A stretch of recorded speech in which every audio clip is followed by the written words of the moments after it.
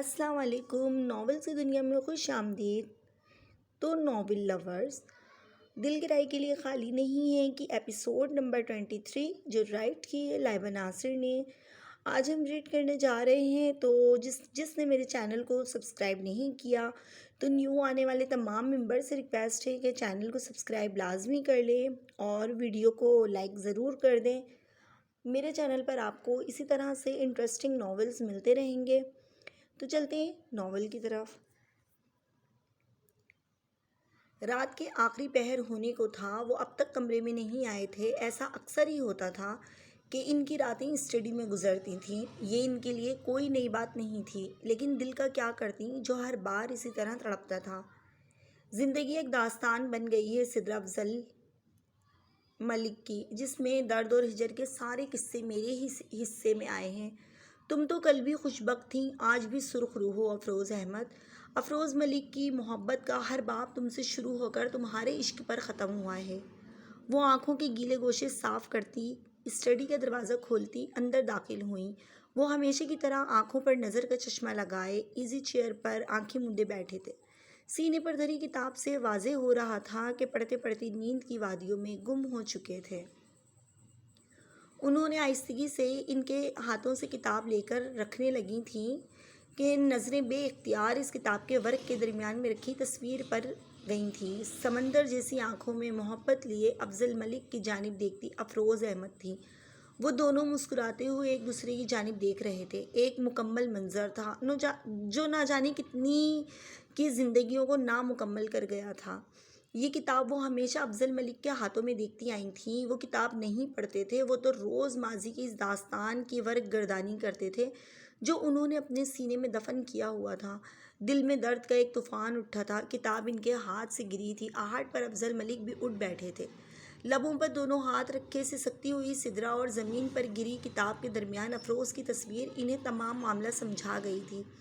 فقط کچھ لمحے زندگی کے اپنے لیے نکالتا ہوں میں، جب یہاں اس اسٹڈی میں آتا ہوں۔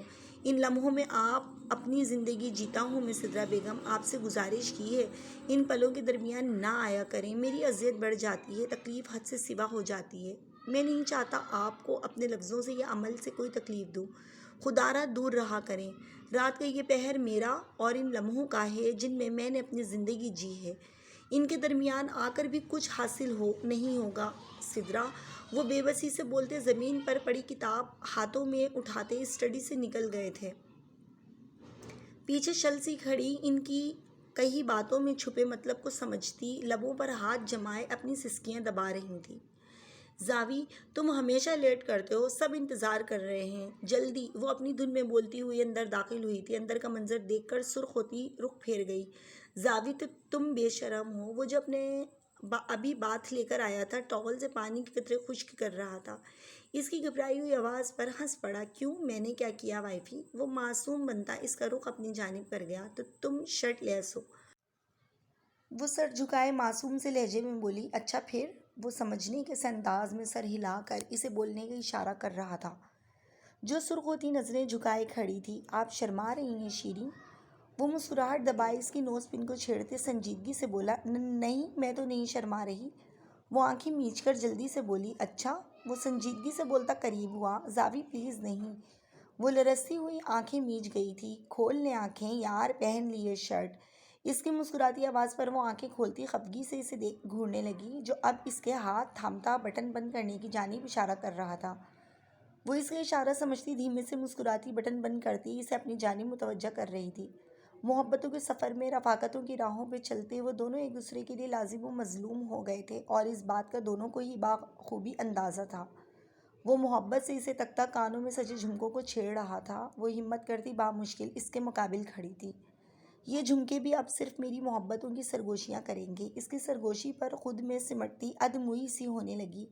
آواز حلق میں ہی کہیں دب سی گئی تھی۔ جلدی آ جانا پلیز۔ کافی دیر بعد وہ دھیرے سے بولی تھی۔ میں جانتا ہوں میری بیوی میرے انتظار کرتی ہیں۔ وہ اس کے ہاتھوں میں ہیئر برش تھماتا دلکشی سے مسکرایا تو وہ جھینپ گئی۔ نہیں، وہ تو ویسے ہی۔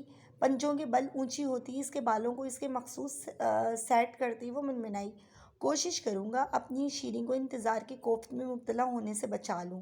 پرفیوم اس پر اسپرے کر کے اسے خود میں بھیجتا وہ سنجیدگی سے بولا۔ وہ مسکرا دی جسے جانتی ہو اس کا کہا لفظ لفظ سچ ہے۔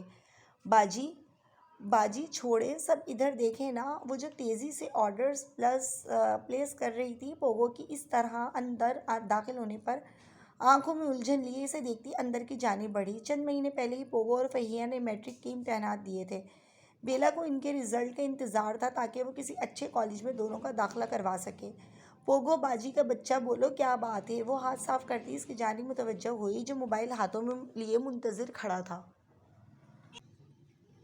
باجی یہ دیکھیں میری پوزیشن بنی ہے بورڈ میں، نام دیکھیں۔ فرط جذبات سے اس کی آواز بھرا سی گئی تھی۔ بیلا نے نم آنکھوں سے موبائل کی جانب دیکھا جہاں نیوز پر پوزیشنز ہولڈرز کے نام اناؤنس ہو رہے تھے۔ میں نے کر لیا باجی، میں آپ کا پوگو ہوں۔ میں فخر سے لوگوں کو بتا سکتا ہوں میں اپنی باجی کا پوگو ہوں۔ وہ اس کے چہرے پر بکھری شفقت بھری مسکراہٹ دیکھتا خوشی سے پر لہجے میں بولا تھا۔ وہ نم آنکھوں سے مسکراتی اس بات میں سر ہلا گئی، پر بیلا پوزیشن تو کسی پرویز کوثر کی بنی ہے۔ فیہ نے نا سمجھی سے بیلا کی جانب دیکھا۔ اس کا بھی آج رزلٹ آؤٹ ہوا تھا۔ اس کے تمام سبجیکٹ کلیئر تھے اور وہ اسی میں خوش اور مطمئن تھی۔ وہ پرویز کوثر میں ہی ہوں۔ وہ فخر سے سینہ تانے اس کے آگے آ کھڑا ہوا۔ ہاں ہاں ہاں، پرویز کوثر، یہ کیسا زنانہ نام ہے؟ وہ تو اصل نام سن کر ہی ہنس ہنس کر لوٹ پوٹ ہو رہی تھی۔ نام بھی مردوں والا ہے اور کام بھی۔ تم تو جلتی ہی رہنا مجھ سے ٹیڈی، وہ منہ بگاڑ کر بولا۔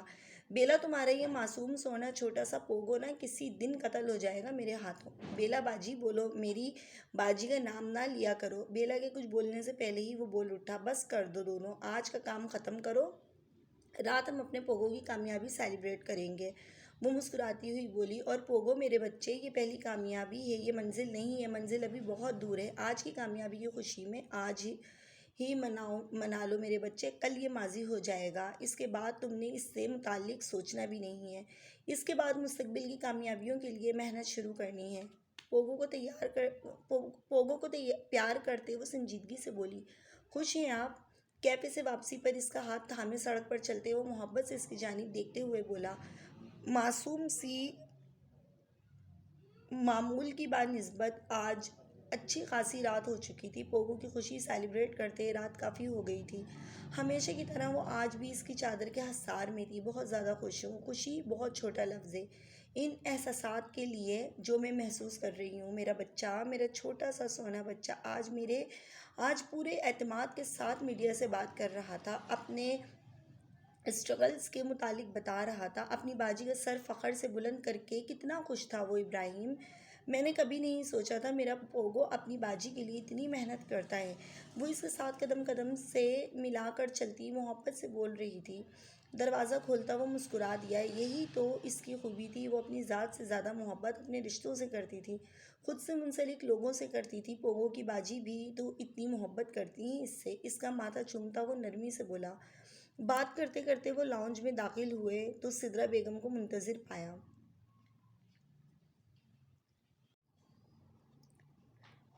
کھانا ہم نے کھا لیا ہے اماں جان، بیلا کافی بنا لے ہم سب کے لیے، سدرا بیگم سے پیار سے کہتا وہ کمرے کی جانب بڑھا۔ کچھ ہی دیر میں وہ کافی تیار کر چکی تھی۔ کافی کا مگ ان کی جانب بڑھاتی وہ ان کے ساتھ ہی بیٹھ گئی۔